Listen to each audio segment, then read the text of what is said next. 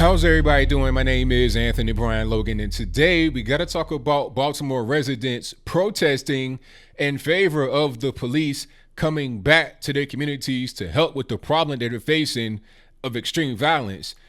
Just in one day, this past Saturday, you had 12 people shot and 5 killed in one day, 24 hours.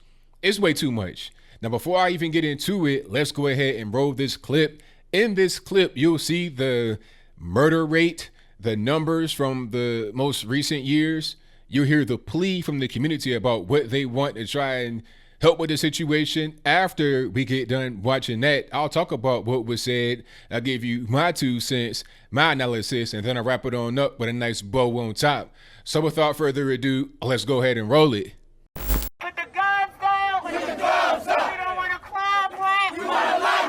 Dozens speaking out at Penn and North. Look at the numbers of the people who have died. For the hundreds of voices who can't speak for themselves.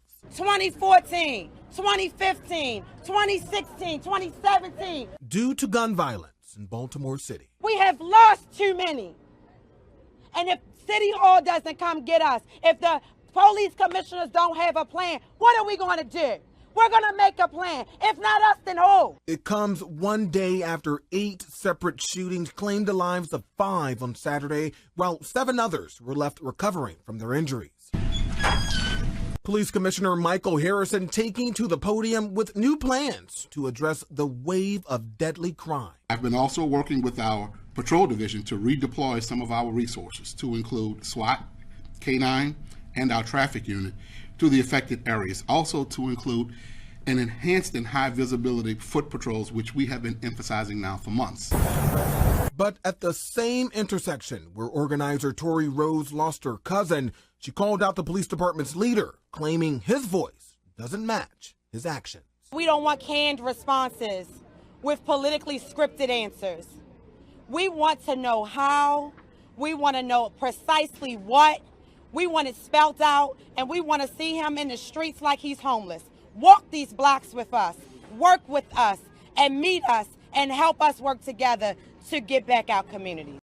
Okay, so you see what was said there. You heard that. Now, I don't even know really where to begin. First of all, this whole thing can be traced back to 2015. Remember Freddie Gray, the Baltimore riots? You had this guy that had been arrested over and over again, a repeat offender with drugs, probably had a knife, all this, that, and the third.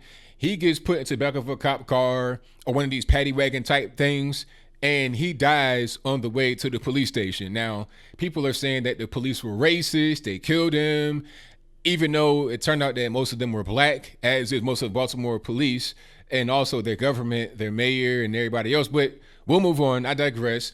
The point is that there was misinformation about Freddie Gray just being killed by racist white police. It just wasn't the case. It appears to be an accident. This whole thing about racism doesn't really hold up. Anyway, as a result of the misinformation and the whole Black Lives, LIES movement that was happening right at the same time, a big part of Baltimore was just kind of up in flames, all right? It was a mess. The riot was crazy. Looting was happening, just rampant stuff. The mayor at the time, which is a whole different story, Stephanie Rawlings Blake said, "We gave them space to destroy." Now, did she mean that she wanted them to destroy the particular area? Maybe or maybe not. What she said, it looks like she gave them license to pretty much do whatever they want to do, and do whatever they want to do, they did. Throwing bricks at the police, all kind of things. If the police would throw tear gas or something, they throw it right back. It was kind of a battle between the citizens and the police to a certain extent because the police couldn't really engage, which is another different story. Anyway, this kind of led to what could be considered the Ferguson effect, because the same thing was happening in Ferguson, Missouri that happened in Baltimore, Maryland about Michael Brown and Ferguson.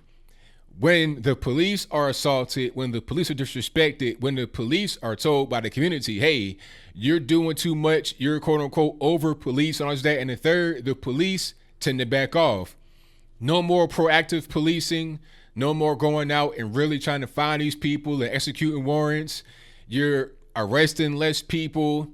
What happens as a result of that is an uptick in the crime, especially violent crime. Okay.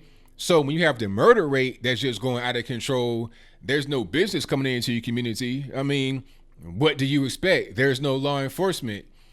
When they were looting back in 2015, which is a long time ago, it's almost 5 years now, time flies. Anyway, when they were looting in Baltimore in 2015, they looted a CVS.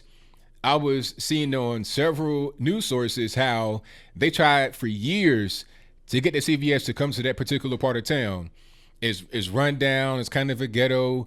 You want investment into that particular area. Here comes the CVS, and what do? Not long after it comes there, they looted during a riot over a dope boy that just happened to die in the back of a paddy wagon. Okay? Now, here we are in 2020, the community is saying, hey, police, please come back. We need you. Now, I'm with you. You do need the police, but you cannot have it both ways. You cannot say that we need the police. Please come back. Please protect us. City council, do something. And at the same time, harbor these feelings of hate for the police. Tell the police we don't want you. Throw things on them, hate them, not cooperating with them. It's got to be a two-way street. It just can't be take with no give. It's got to be a two-way street, and I'm not really sure if they're prepared to do that. I hope that they are, but I'm not really sure. The same thing is going on in other places around the country. New York City's kind of facing that. When Giuliani came in, he cleaned up all the drugs, all the stuff in Manhattan, the things that made New York an unpleasant place to be during the 80s, 90s, or whatever. You know, LA right now, with all the drugs and just the degeneracy happening in the streets, is kind of like what New York was going through in the 80s. I'm not trying to hear this excuse about, oh, it's the good weather that draws them here and they're able to be outside. If New York City is able to turn itself around and become a much better city, so can Los Angeles, so can San Fran, so can Freatle, aka Seattle, so can Portland. These left coast places can come back to some semblance of sanity if New York did it, but I digress. The whole point is that Giuliani came in and turned things around. Heavier policing, stop and frisk. Yes, stop and frisk does work. Yes, it does. Oh, my constitutional rights, you're violating my rights. Okay, how about this? If you live in an area where it's drug infested, crime infested, and a thing that was helping your community become safer was stop and frisk, would you want it? Yes or no? Simple question. That's it. Now, some are going to say, oh, well, you shouldn't live there. Well, people aren't always that fortunate. It could be anything that's going on. It could have been a mom that's staying at home with kids. All of a sudden, the dad dies and the money runs up or whatever. And now she's just kind of in a tough spot. And somebody could become sick in the family. You never know what's going on that would make somebody live in these particular areas. Sometimes it's laziness, lack of skill, and people not planning their family properly. Yes, of course. That goes without saying. But at the same time, not everybody is able to live in a place that is not drug and crime infested. You got elderly people that at one point, especially in Baltimore, lived in a place that was very nice. A lot of these abandoned row houses at one point had people in them, and they were nice. People had jobs. They went back to the job, to these row houses, but the neighborhoods changed. People, they put all their life into this particular property. It's like, okay, what do I do now? I did everything right. I have a house. I had a job. I was married, had kids. Now I'm 85 years old, and outside of my house every day, I got junkies banging needles, people shooting, condoms on the ground. What am I to do? So when people say, oh, the gang violence only affects the gang bangers, that's untrue. You got regular normers that get shot, killed every day over this BS. People getting hit just by straight bullets. People getting robbed, trying to just get into their house after a day of work. People taking their construction worker check into their house, and they get a gun in the back of their head, and they get robbed for whatever they have. Okay, that's going on right now in these particular areas. A way to prevent that would be to have proactive policing. When you see certain things that ain't really right, you look into it, you see what's going on.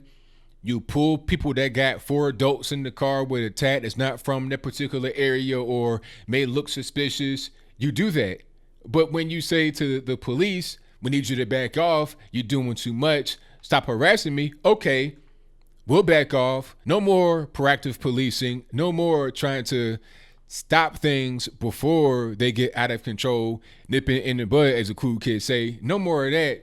We'll just let things kind of go on. And when you call us, we're only going to be there whenever whatever is happening has ended, and we just do paperwork and that's it, and we go home. How about that? Now, I'm not saying it's right, but it's okay if that's what you want as a community. As I close, I want to say this. I pray for those that are in Baltimore dealing with this, and rest in peace to all those that passed away this past Saturday. Like I said, 5 people shot, killed in Baltimore, one day, 12 shot. Prayers out to their families. But in order to fix the problem, you got to allow policing to happen. Invite law and order into your life. If you're not going to do that, you will always have these kind of problems. But I think I'll leave that right there for now. And what say you? Do you think that the way to go here is to have increased policing in these particular areas where all the crime is at? If that's your viewpoint, let me know why in the comments below. Or do we just not have police? Somebody, I don't know where they were or who they were speaking for, said we need to abolish the police. How are you going to abolish the police when in many cases the police are the last line of defense? A lot of these areas, these hood ghetto areas, there's no men defending anything. Like, what is going to stop some crazed madman from coming into a place and doing whatever he pleases? If there's no police, no men, what, you're going to be totally defenseless. It's like a country without a military or army or whatever to defend itself. It does not make any sense. But whatever your comments are, please let me know in the comments below. And that's all I got to say for this video. If you like what you heard, please comment, rate, share, and subscribe. Peace.